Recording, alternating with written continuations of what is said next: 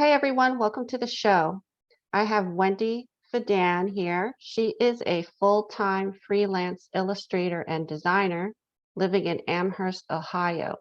She graduated from the Cleveland Institute of Art, where she also teaches continuing education courses for teens and adults. Wendy launched her own design company for publishing in 2021 named Create a Way Design and Publishing to act as a book shepherd, helping other authors through the self-publishing process. She has 14 indie published books under her belt so far, mostly picture books, which she's also illustrated, but she also has her own novel series called Somewhere in Between to explore her personal interest in the paranormal. Welcome to the show, Wendy. Thank you, Tina. I'm so glad to be here. So Wendy is full of weird and unusable experiences, but we're going to start off with her angel communication and how she got into that, and maybe some of the more interesting readings that she's done and communicated with the angels. All right, thank you. Yeah, this is a topic that I really enjoy speaking about. I actually went into the whole angel communication world with my friend Polly, and she and I kind of got into it around the same time. And I don't know what it was that made us gravitate towards it. I think we just found each other at the right time regarding it. I think neither of us realized that each other had those interests. And we decided to take this trip up to Canada with Doreen Virtue's son, Charles Virtue. He was having some kind of a weekend retreat going on, and we decided to go there. And it wasn't until the trip back that we realized the only reason why we went there in the first place was to support each other. It was to support the other one who was going. Oh, so you're that just like was acting like a buddy, support buddy exactly for the weekend. exactly. We were talking in the car afterwards, and we were like, oh, I went because I thought you would want to do this. Both of us were saying that to each other. And then we both ended up getting a lot out of it. But actually, I'm realizing that my very first introduction into it, I think, was with my friend Kim McBride, which I met through a Toastmasters club. She actually came out of the closet psychically to our Toastmasters club and announced that she was a psychic medium. And she privately talked to me about, because I had approached her, I said, oh, I think that's fascinating. That's very interesting. I've always been interested in that topic. And she said, well, would you be interested in being my guinea pig? Because I'm going to be doing a 3-day light workers intensive workshop. And I thought, well, that sounds very interesting. I don't know what a light worker is even. Mhm.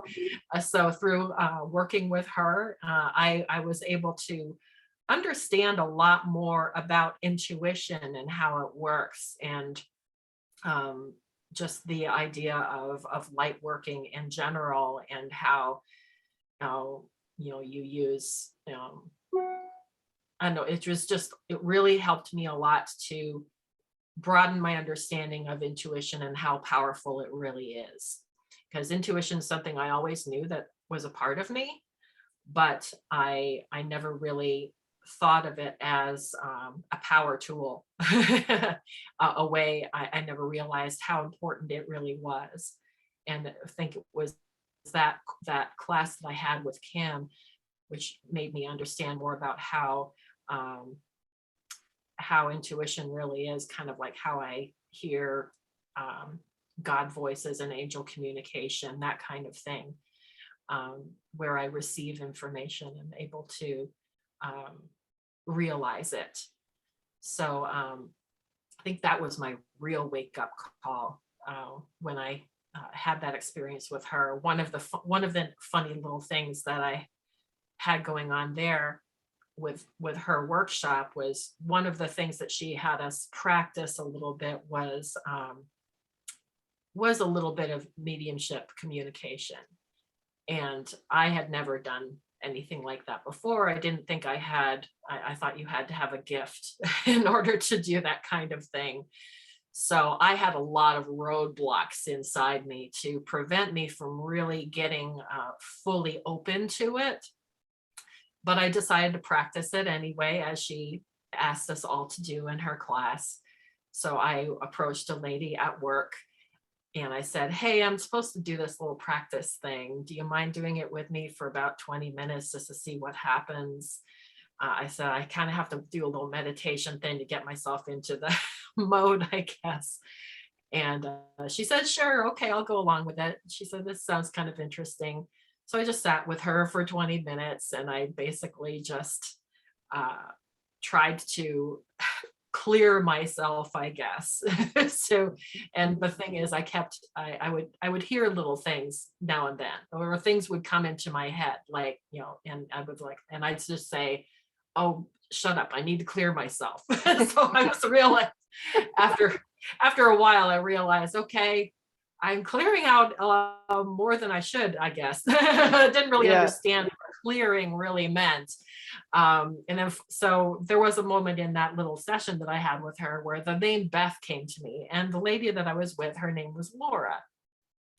So I mumbled, I said, well, I'm supposed to say anything that comes to me, so I'll just say it. I'll say the word Beth. So I kind of mumbled it. I just mumbled the word Beth. And afterwards, when we were done, I said, yeah, I guess nothing really happened. And I don't know what that word Beth was all about. And she said, what? So I guess she didn't hear me because I was mumbling the word. I was kind of, being very insecure about it. Hmm. She said, you heard the word Beth? I said, yeah. And she said, well, my my middle name is Elizabeth, she said. And my mother used to call me Beth. So that was a wow moment for me right there. Yeah. That's when I finally realized, oh, wow, something's going on here. That's very interesting. And maybe there's something to this. So I think that really did help me to understand a little bit more that, okay, I need to trust more. I need to trust more about what's coming through. And I did know I had a lot of trust issues with myself.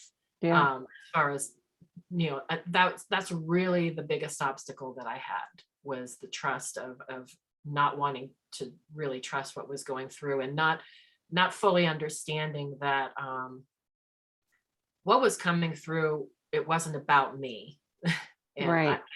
I had to get me out of the way. That's a hard thing to do when you're just Yeah. starting out with this kind of I stuff. learned that early on because I took some mediumship classes years and years ago, and everybody would practice on each other. And I remember, yeah, you have to really trust yourself and have faith that you're getting good information. And Yeah. so I saw a king, a man sitting in a throne with a crown. And I said, I see a king. Mm. And the woman I was working with said, I know who that is. Hmm. And I said, who is it? And she's like, that's my father. He used to joke around that he was the king and he would put a crown on, And so Wow. I was like, okay. Yeah. Well, that's what I see. I see a man sitting on a throne, and I guess I could have just said man with a crown on his head, so I wouldn't interpret it too much. But she Mm. she knew exactly what I was talking about. Very interesting. Yeah. And there are times when so I developed this over time. I was able to finally learn how to get myself out of the way. And I started doing these, I started doing angel card readings, which was really fun. Would just do them for myself, and I would practice on my friend Polly. We would practice on each other. And finally I thought, I'm going to see if I can do this professionally. Let's just give it a try and see how it goes. So I actually built up some confidence in that area. and actually started doing parties, little events and things, which was very out of my comfort zone, but I was wanting to challenge myself. So I had some amazing experiences doing that. And then I had a really weird experience doing that, which was, oh, I'm on the right show for that. Okay. Yeah. Tell us Something about that one. yeah, this is something I haven't mentioned to you yet, but I, one of the gigs that I ended up getting was for a bachelorette party. And one thing that I always do with my angel card readings is I have a specific deck that I use as I call a gift card, in which I basically give the person, after the reading is over with, I flip over the last card, and that's the card that they get to keep and take with them, a little memento. And as this kind of like tangible thing to kind of take back with them, a message that overall embodies the reading that we had together. So I do that with everybody. And the lady who was the, I guess, the subject of the bachelorette party, the bride to be, I did my reading for her, and then when I flipped over the card that was supposed to be her gift card, it was the caution card. Talk about having to like, it was that was a moment that I'll never forget.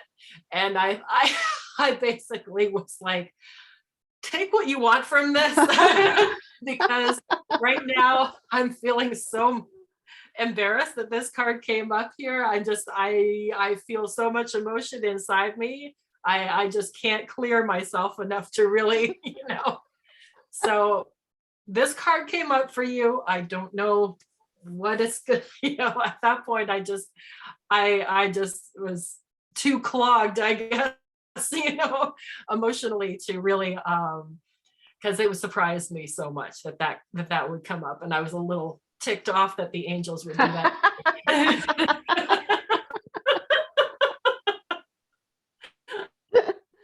Oh man. Wow. So that's tough because you wanna you wanna give them an honest, reading, but Yeah. this woman's about to get married, so In retrospect, I probably, I don't know. It was one of those moments where I was like, I am feeling too much right now to really get a clear idea of what this really means for you. mhm.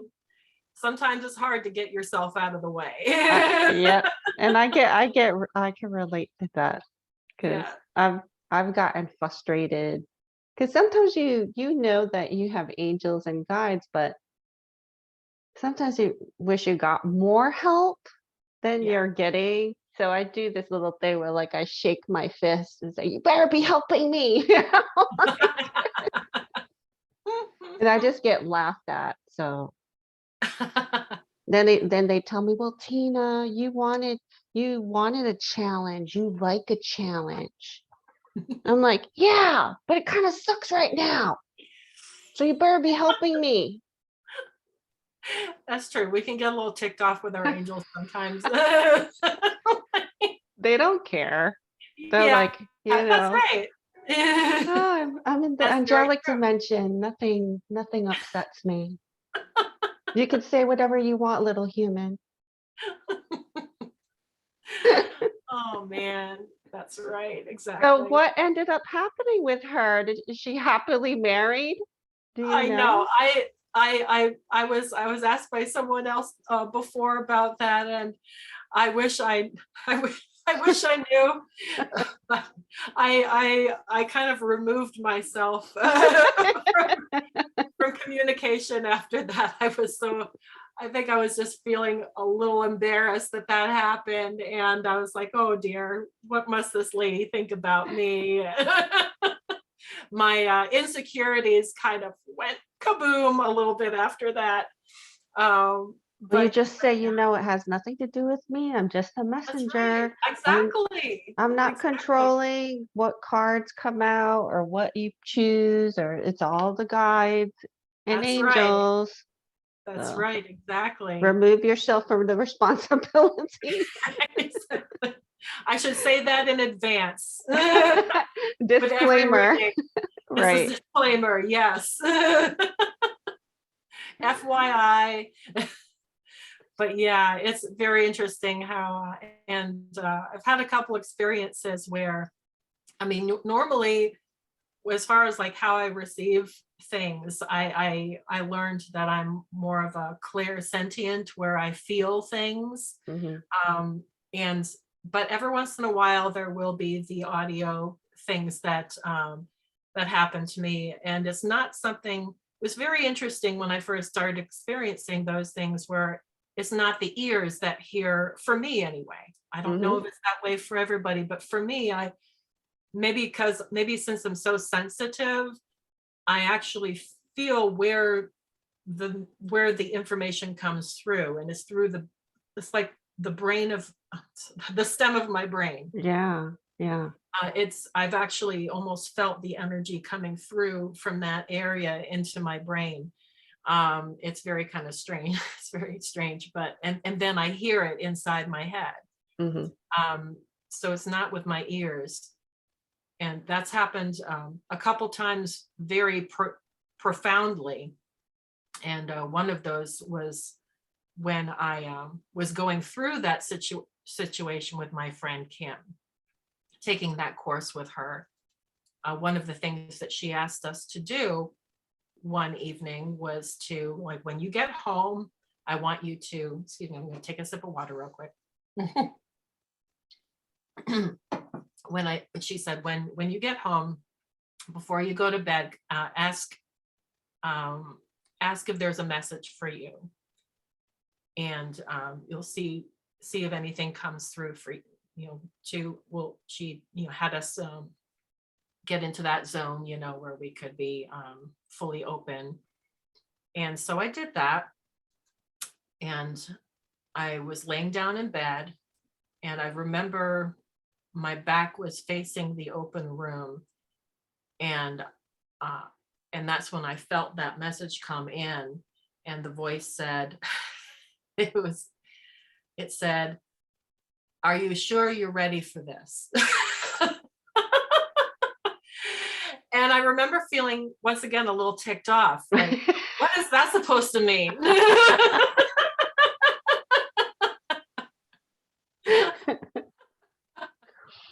I really was like, really, what is that supposed to mean? What am I supposed to like? Does that, So of course my insecurity bubbled up there again. And I was like, well, do you not think I'm ready for this? Is that why you're asking me this? Or, Yeah. is this like a word of caution? It did sound very cautionary to me. Uh-huh. So at the moment I was like, well, why are you telling me this when I'm already feeling a lot of insecurities about this, and I'm trying to get rid of my baggage? And in retrospect, I do believe what it was more of not so much of a caution message, but as a reflection, just ask myself once again, just to kind of ask myself, where am I in my development? And just to kind of do that self-reflection, just like, Yeah. oh, like, are you sure you're ready for this? It's not so much of a, I took it more as a judgment at the time, so I was a little unhappy about my message. Some of the more annoying messages in the beginning was like, like my Reiki teacher would give me messages, or I got a lot of readings, early on when I was exploring everything. And I would get messages like, um, oh, you're just starting, Mm, or you, this is just the beginning of your journey. And mhm. I don't know why that annoyed me, but I get it, actually. you I know, understand that. But that like, oh, reminds me of, you're a yeah. beginner, but I'm not really, because I know that I've done a lot of stuff in other lifetimes, and I've accomplished my mission many times, and but in the beginning they were just like, oh, you're Mm. just starting. You're just beginning. And me, I'm like, well, let's get to it then. Yeah, that's right. Yeah, that totally makes me think actually of when I was in high school and I would be and I was going to different colleges and having them look at my artwork because I wanted to go to these different art schools. And the feedback I kept getting was, you have potential. And I hated that. That totally makes me think that of the same kind of feeling that I had about that, where, oh, you suck now, but you have you might be able to do something later on. You That's what you the word could be potential you meant to could me. be good someday, but you're not right now. Exactly. That's what it meant to me. Yes, that's exactly what it. So that's I feel I feel I feel that. So the funny thing is the message that I get more recently now is, you know what to do, Tina. Mm, So I ask questions and they'll go, you know what to do. mm. That's kind of So frustrating too, but yeah. so then I'm like, fine, this is what I'm gonna do. This is what I feel like doing. Um, but sometimes they warn me too. They say, no, this is not a good time for that. Yeah. Because I tend to be, I'm pretty ambitious and I Okay. want to do big things. And sometimes they put the kibosh on it and they're like, the timing's not good for that one. And then I'll forget about it and move on to something else, you Yeah. know. Yeah.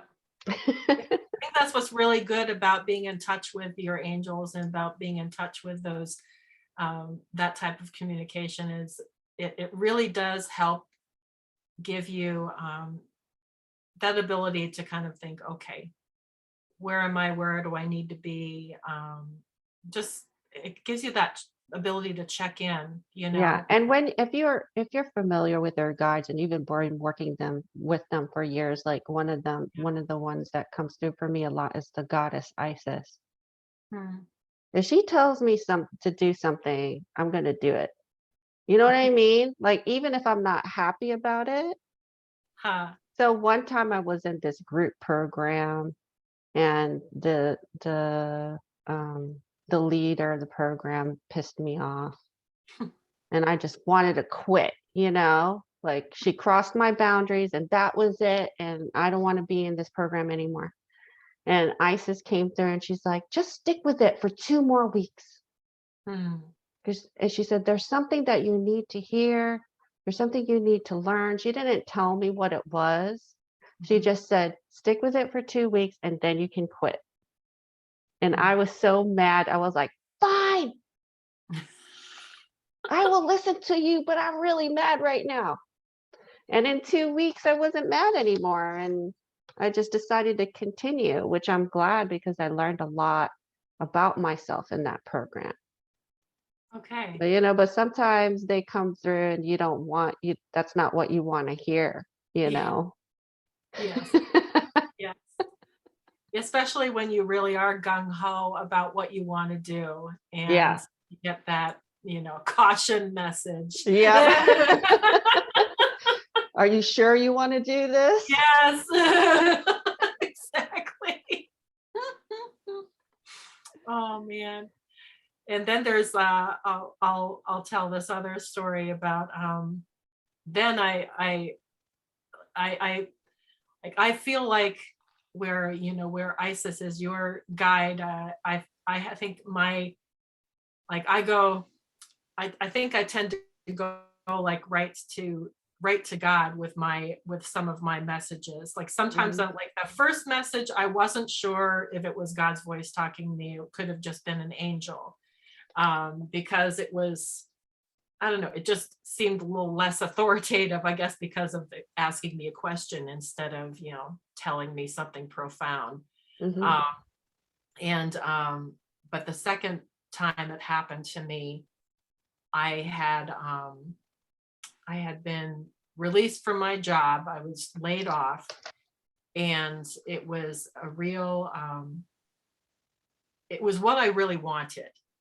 But I was, of course, but it had been 10 and a half years with this company, and I wasn't sure what I was going to do next. I wasn't completely set up as a freelance artist yet. So I was in this process of really wondering what I was going to do next, and really feeling in this limbo. Um, and I was writing, I was in the process of writing a blog entry about how I was feeling. And then as I was typing, I could clearly hear a voice, once again, through that brainstem, um, saying, haven't I always taken care of you? Yeah, And I, that sounds like creator. yeah, definitely. I was like, because it was I was like, okay, this is someone pretty big talking to me here, and I know who it is. Yep. Like, so I just the tears started coming, and I just as I was typing, I actually found the blog entry as before we were talking here. I was able to look it up, and I actually found it because it's in a retired blog that I don't use anymore. Hmm. And I actually said, I can hear a voice softly in my head already. Haven't I always taken care of you? And I remember the tears were flowing out of my eyes at that point. Hmm. It struck me so emotionally and so profoundly. And I was like, yeah, you really have. You really have. And I don't know why I should be worrying right now about anything, because, I, yeah, why do I even bother to worry? Yeah, yeah. This is what one of my favorite sayings is: the universe has your back. Yeah, yeah. Or I ask someone, do you believe the universe has your back? Mm, Because I mhm. will tell you 100% it does. Yeah, yeah, You just have to be clear about what you want that's true. and then put your energy into it to make it happen. That's right. That's right. Have you ever asked a Discerning. question in your head and got an answer? Not expecting an answer, but you got it, guidance and an answer? Yeah, not the voice part, not the actual voice, but yeah, I think just it's more of one of those intuition things. And as I've learned to trust more what's coming through to me, um, with just those soft voices that affect more my clear audience, or my clear sentience, where I'm feeling, Yeah. that's more where the messages come for me. Because I'm definitely more of a clairsentient, where I think that's where I'm the strongest, because I trust my feelings the most, because I connect my feelings more with my intuition. And I think when I think when it comes down to your core beliefs, maybe it's like, I think that comes to where whatever you trust more is where the universe knows that's where it needs to get to you. Or Uh, maybe that's where you had the most practice. And yeah. that's what you mastered was the clairsentient. So for me, it's the same. Hmm. My whole life I could block everything else, but I couldn't block my feeling. Mm, No matter how hard I tried, it would push on through. that is very true. That is so true. Yeah, absolutely. Yeah, I think that's it.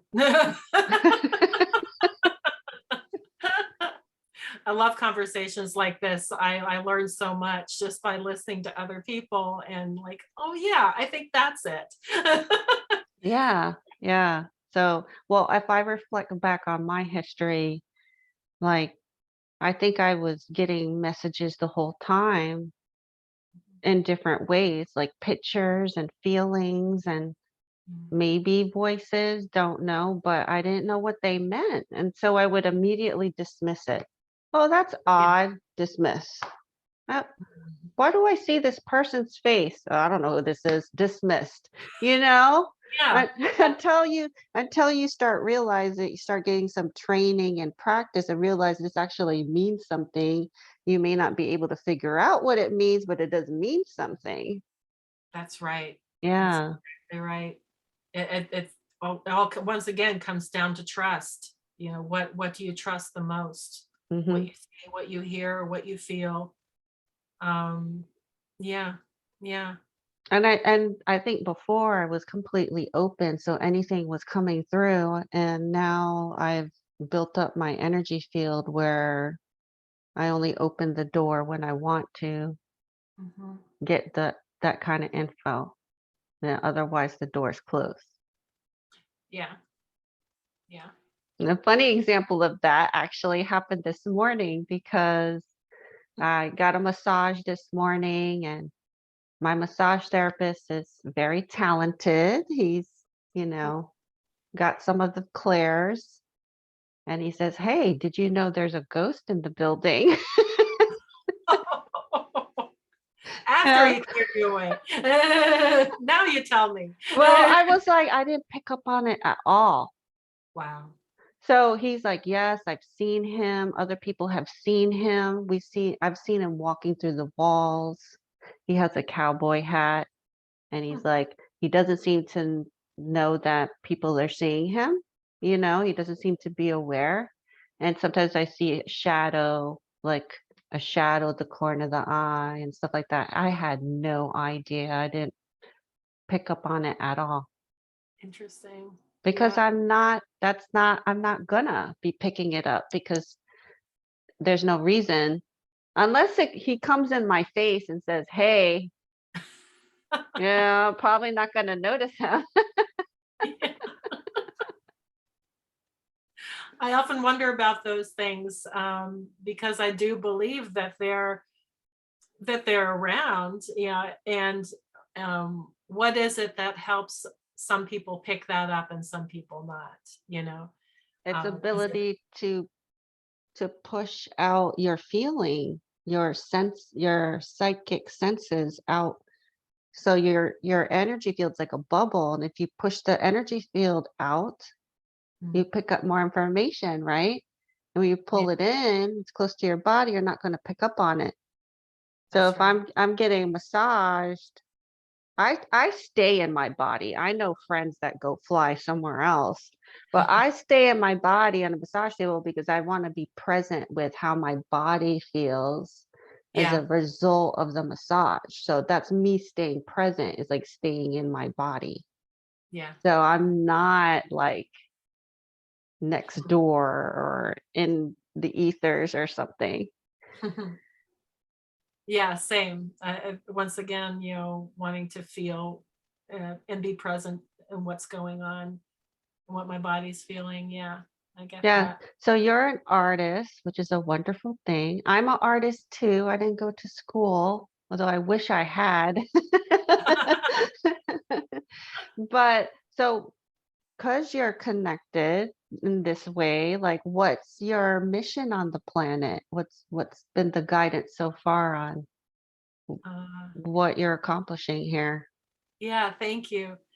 I Yeah, I really do believe that the passions that we pick up when we're young, and uninhibited by rules or the world or whatever. I do believe that we should pay attention to those things and not dismiss those things. So like, oh, that's just kid dreams or whatever.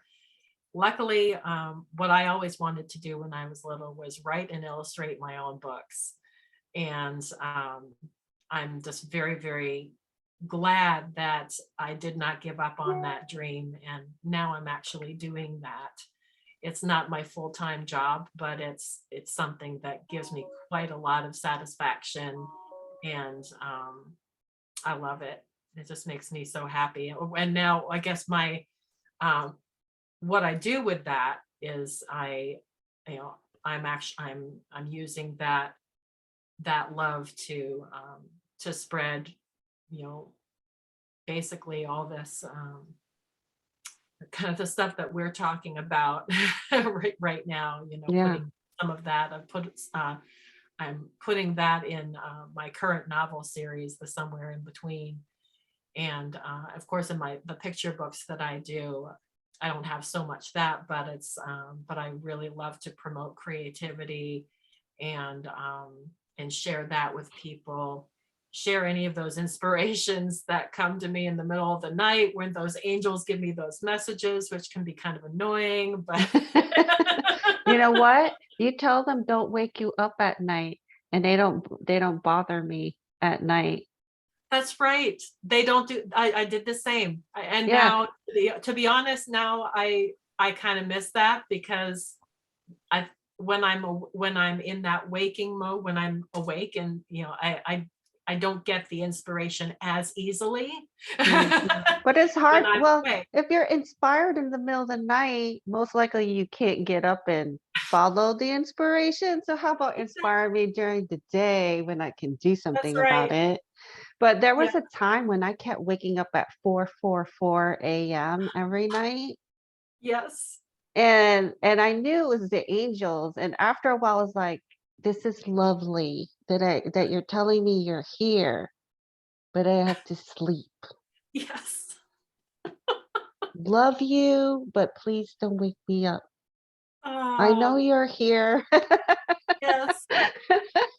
Oh my goodness. Yes, I have to tell you this weird story that's pretty cool. I woke up at I was awakened at 3:33 in the morning one time, and it was this epiphany that kind of started to take form in my mind. I started just this thought process started happening where I always wanted to write about depression in some way. And I was like, well, how can I write about it where it not being completely depressing? And what I wanted to talk about the journey, or I guess what I wanted to talk about it, but I didn't know how to talk about it. And finally, it started to form at 3:33 in the morning. It began to take form, and then I couldn't stop thinking about it. It bugged me and bugged me and bugged me. I started to realize, okay, I can talk about how you get out, the different stages there are in getting out of depression, Mhm. and how to stay out, how not to go backwards and how to go forwards instead. And somehow, and these messages just kept coming to me, and it kept forming and solidifying and solidifying. I look at the clock again, it's 4:44. And I'm like, okay, I really don't want to get out of bed, but I can't stop thinking about this. Before I know it, it's 5:55. And I was like, okay, fine. I'm Yep. getting out of bed. Yep. I'm going to go to the computer. I'm going to write all this down. And luckily, I was just in the very last sentence of writing all this stuff down. And then finally, one of my kids wakes up. And I was like, okay, great. Time to get like time to get Wow. everyone up for school. So it's like, okay, I couldn't, because at that point I had everything fully formed and solidified. And I was like, I know exactly what this is going to be. It's not going to be very long, but it's going to be concise and exactly what I want to communicate. And I was able to just whip it out before the kids got out of bed. Yeah, So, because sometimes the message doesn't come in as a voice, it comes in what you see, mm, like numbers, or sometimes it's something someone says yeah. to you, or maybe near you, like a nearby conversation. Mhm. So things like that could all be messages, right? Yes, I was really into that whole signs and wonders thing for quite a long time. I actually like even put a little mini course together about signs and wonders Oh, because I was so cool. like into it. And my friend Polly, she was into the numbers thing. So she was like, oh, 3:33, this means this, 4:44, that means that. And it was really fun. And so I know all about the whole 11:11, and when you see 11:11, people have different ways of thinking about the whole 11:11 thing. And to me, I've been seeing it 11:11 a lot more lately, and to me, I what it means to me is that I'm in sync. Yeah. If Yep. I just happen to look at the clock and it's 4:44 or 5:55 or 11:11, I'm like, I feel like, okay, good, good. That's an affirmation for me, just knowing that I'm doing what I'm supposed to be doing.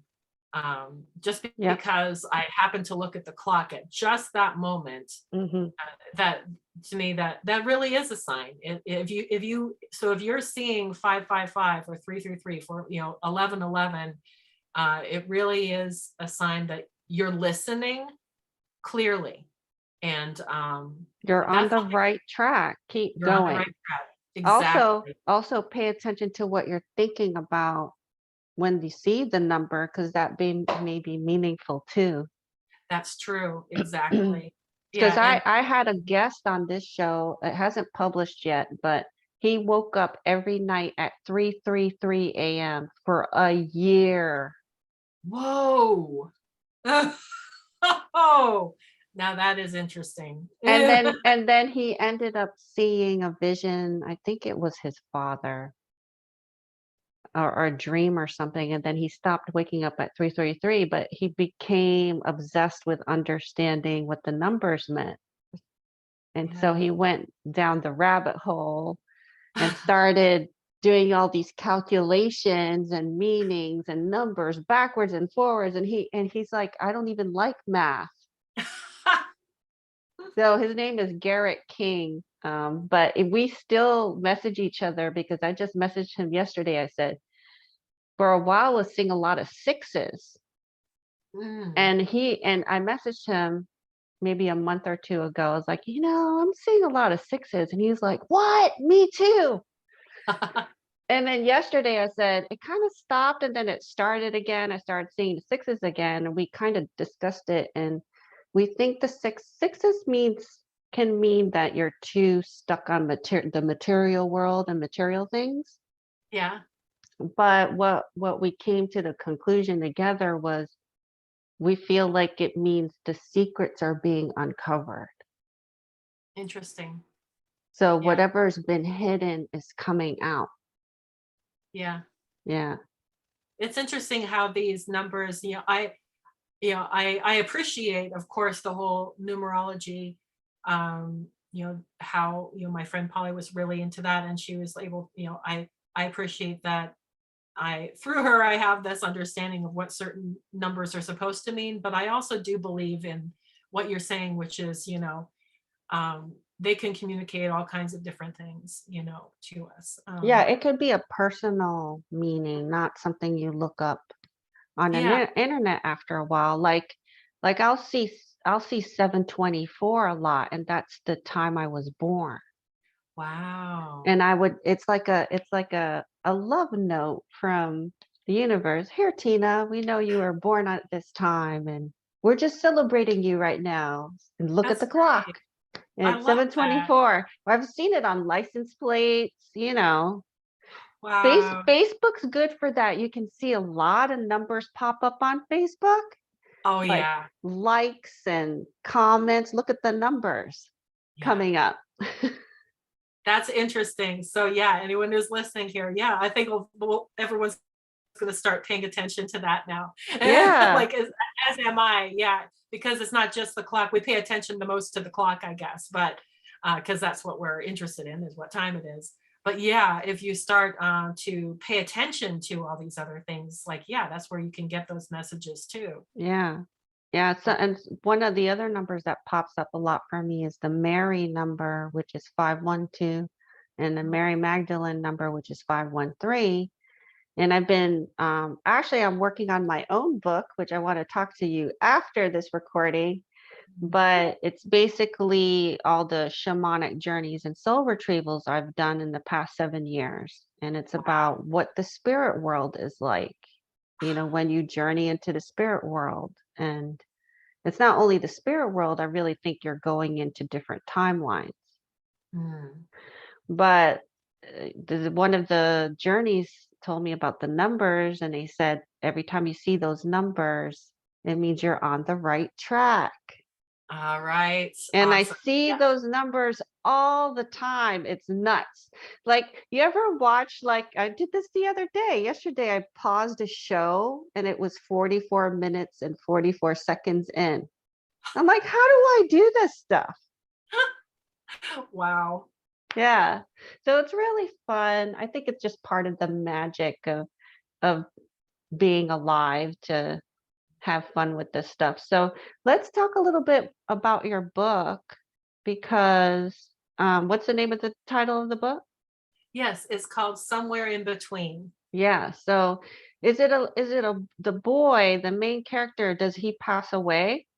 Yes, and that's Okay. not a spoiler because it happens in chapter 1. Yeah. So he goes to this in between place. So is this in between earth and say heaven or the other side? Yes, basically, he's given the opportunity in the very beginning to either come into the light, passing over into the light, or to stay behind. And he's shocked at the point, he's actually surprised to realize that he has a choice. That whether, he like that's something that's an interesting thing to me because I grew up thinking that maybe you don't have a choice and you go, wherever you go. Yeah. Um, so that was so that's at the very beginning. He has that opportunity and he decides to stay behind instead of going into the light because he believes that his sister is, because he was in the car accident as she was in the car accident as well, his little sister. So he thought, I'm just going to wait and see and wait until she passes and then I'll go, maybe I can cross over with her when her light comes. So So what inspired you to write this book and where did you mm, get your information about this in between place? let's see. I've always believed, of course, that I've been thinking. I think a lot about like what is the afterlife. I like imagining like what actually does happen when we die, and I love hearing about I was doing a lot of research about um, near death experiences, Hmm. what people experiences, and everyone seems to experience something different, but there's always that light.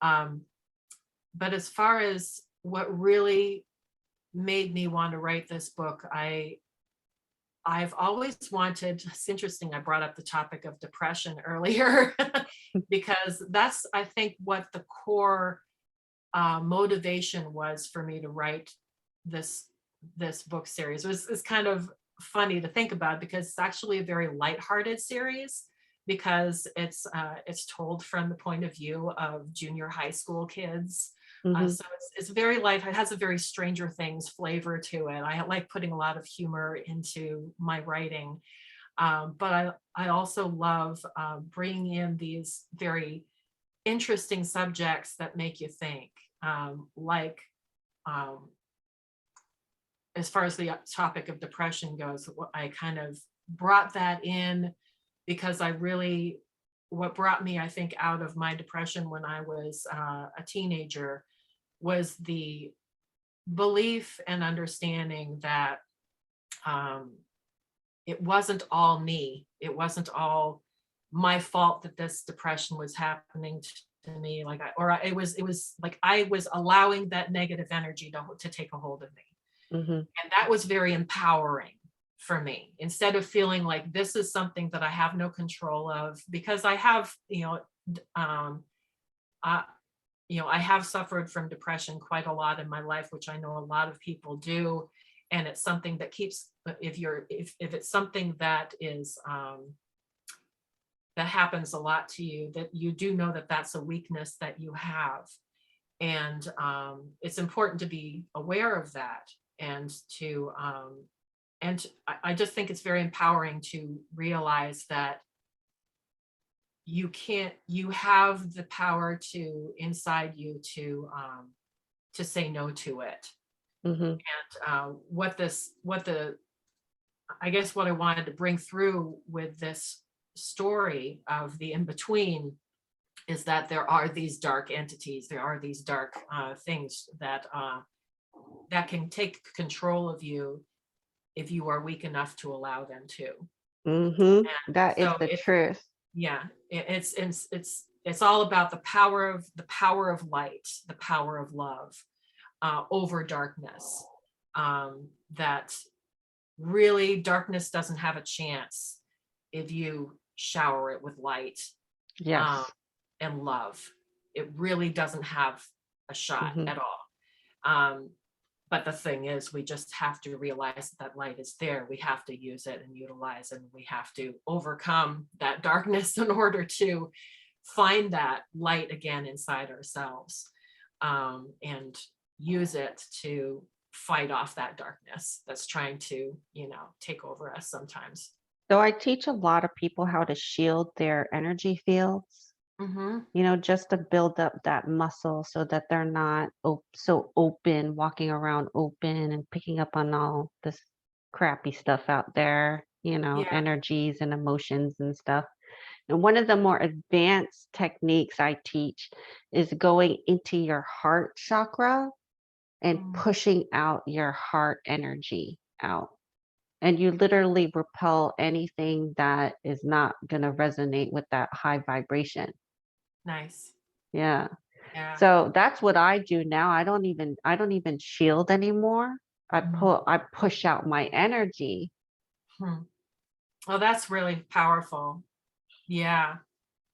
That's something that I'm still that I've been working on myself, because I've been going through some personal struggles, and I feel like, my light has been waning a little bit lately. So I've been enforcing my shield a little bit more lately.